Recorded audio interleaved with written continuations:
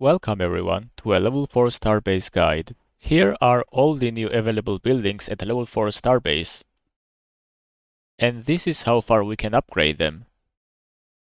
So before we get into all of the new buildings and their upgrades, let's talk about Observatory. Observatory is a new building that becomes available at level 4 Starbase. So what Observatory does is that it allows us to have colonies, and same as your main base, colonies are identical to the main base that you have, except that now you're gonna have multiple of them. But what most people do is that they obviously prioritize upgrading their main base. And in order to advance to a higher level and upgrade your star bases, you're gonna have to increase the capacity of coins, because higher level you go, more coins you're gonna need to upgrade your star base, which is where our colonies come in, because more colonies you have, more banks you are able to build. And by having more banks or more silos, depending on whether it is minerals or coins, having more banks and more silos increases the capacity of the resources. So whenever you get colonies, what is advised is that you should upgrade every single colony to at least level 5 starbase, because at level 5 starbase you are able to upgrade all of your banks, all of your silos, and all the rest of the resource generating buildings up to highest level possible. And the reason why we should do that is because level 10 resource generating buildings such as compact house and the mines, they generate highest amount of resources they can for us, because you cannot be always looking for targets and attacking people. Yes, that is beneficial up to a certain point if you can loot more resources than you invested into the attack, but generally no matter what, you still want your colonies to be level 5 and have your highest generation and highest capacity of the resources possible to have an income every day without actually having to attack the players. And once you build your observatory, that is gonna allow you to have your first colony, and in order to have more colonies you have to upgrade your observatory, which is gonna take thousands and then millions of resources and like days, weeks, and maybe months towards the end, because this building takes the longest to upgrade and it's gonna take the most resources towards the end. So what I advise is that you should always keep on upgrading your observatory, because you wanna get those colonies as fast as possible, because faster you have the highest generation possible for the resources and the highest capacity, it means faster you can upgrade your star base and faster you can have more resource generation. So there is no real downside to that, and I guess the only downside I can see is that you're gonna use up all the resources that you have, but in the long run you're gonna be better off because you're gonna be generating more resources. So what we're gonna be doing is that we're gonna be investing resources right now to have more income later on.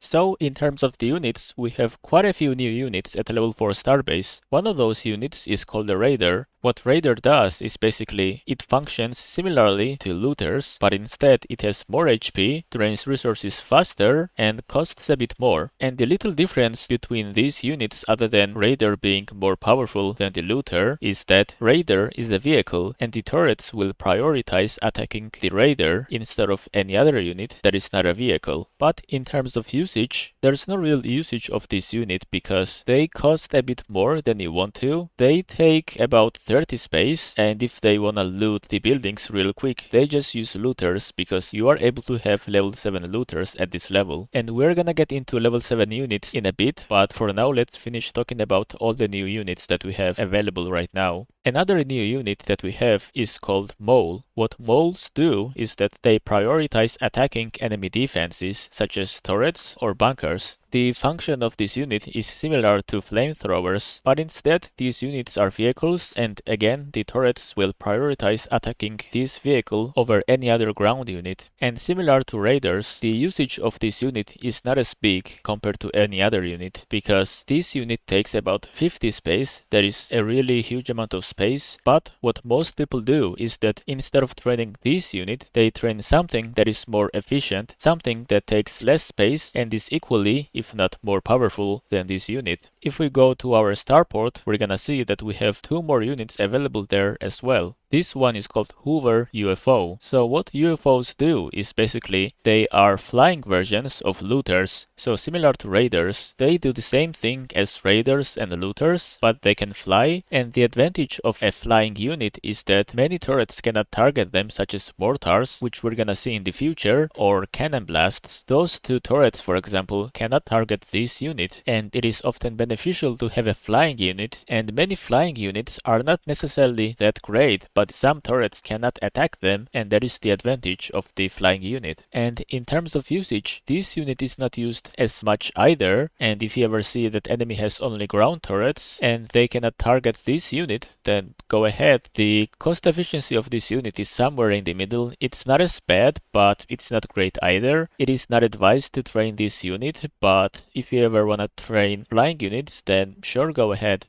And here is yet another new unit available at level 4 Starbase. This one is called Mender. Menders are one of the strongest units in the game if you combine them with the right units. So what Menders do is that they heal the friendly units, no matter whatever type of unit it is. And if we take a look at the size, it does say that this unit takes 70 space in your warp gates, but regardless of its capacity, these units are really strong, and especially at level 4 Starbase, these units are one of the best. In fact, they might be the best units you can have right now. So if we head to our laboratory, we're gonna see that we have level 7 units now. So let's talk about medals. What are the medals and how we can get them? Medals are a reward in Alliance Wars that you can get by from winning and getting enough points. So right now I'm gonna show you guys how many wins and how many points you need from Alliance Wars in order to get these 3 medals that are available at level 4 Starbase.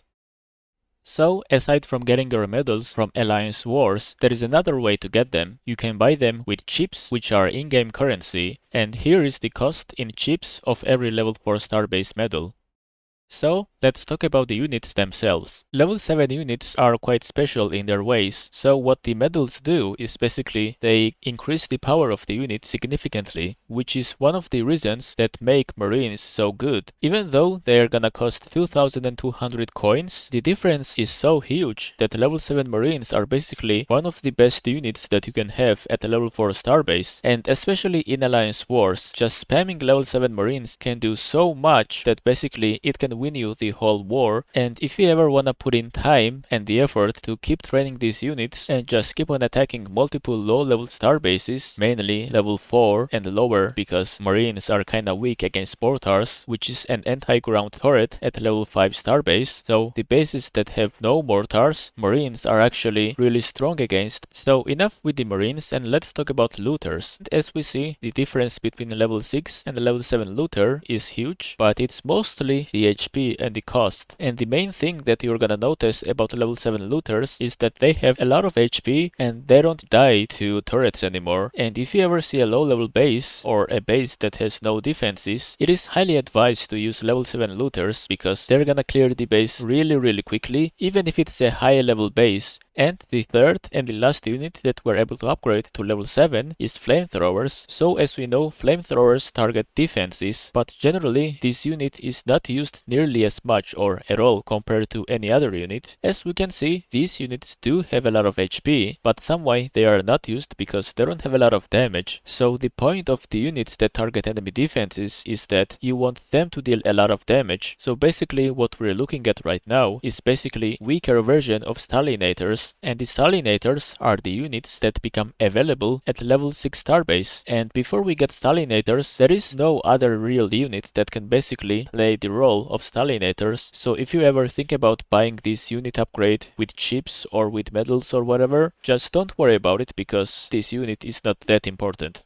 So enough with the units, and let's talk about the actual base. As we can see, now we have 2 red bunkers, which means we're gonna have 2 of our own bunkers in addition to a friendly bunker. And in addition to that, we have few new turrets. One of them is Missile Launcher. Missile Launcher is anti-air only turret, which deals really huge damage to flying units. It also does splash damage, which means that it hurts all of the flying units around the target that it is firing at. Another turret that becomes available at a level 4 starbase is called Freezing Turret. Unlike any other turrets, this turret only slows the enemy units for a few seconds, and once we upgrade this turret on higher levels, it is gonna be able to slow down enemies' fire rate, which is gonna be really useful. But for now, it can only slow down the movement speed of the enemy units. So, speaking of the enemy units, let's talk about what units we wanna have in our bunkers. Right now we're gonna have a mix of flying and the ground units. The reason why I chose this combo is that generally it is advised to have flying units in your bunkers, because what a lot of people do is that they wanna bait your units out of your bunker so that they can use missile rain to snipe every single one of your unit. But if your units are flying, it means that the enemy missile rain is not gonna hit any of those units. Missile rain only targets the ground units. And the reason why we don't have only wasps in our bunkers is that they are weak against many bazookas if they are grouped up, which is where our beetle tanks come in, because they do splash damage, and in many occasions they're gonna 2-shot or 3-shot enemy bazookas. Because if we have the mix of those two units, that means we're gonna have 20 space left in our bunker, and I decided to fill that capacity with a single bazooka, because bazookas take 20 space and both of those two units take 30, so that way we're gonna have a full capacity of the bunker occupied with the units, and we're not gonna waste a single space. And finally, let's talk about the unit combos. So I'm gonna display my favorite unit combos that I like to use at level 4 starbase.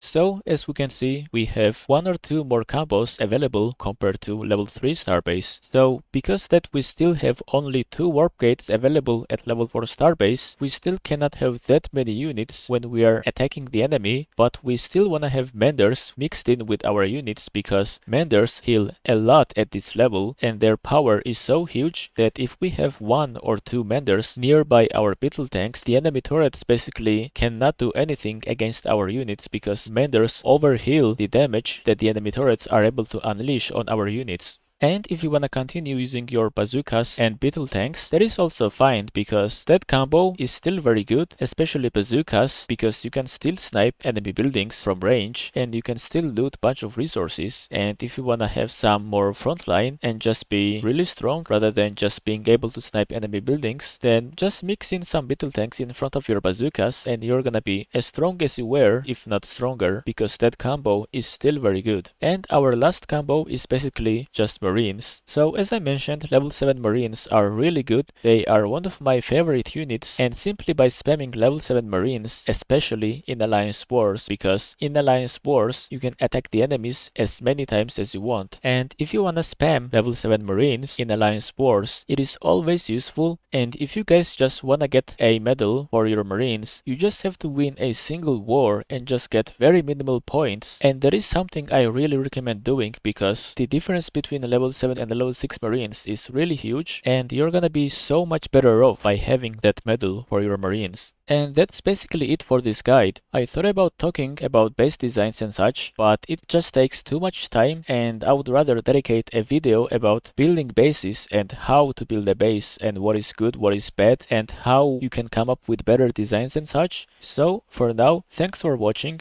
I hope you enjoyed the guide, and I'm gonna see you guys in the next one. Bye bye.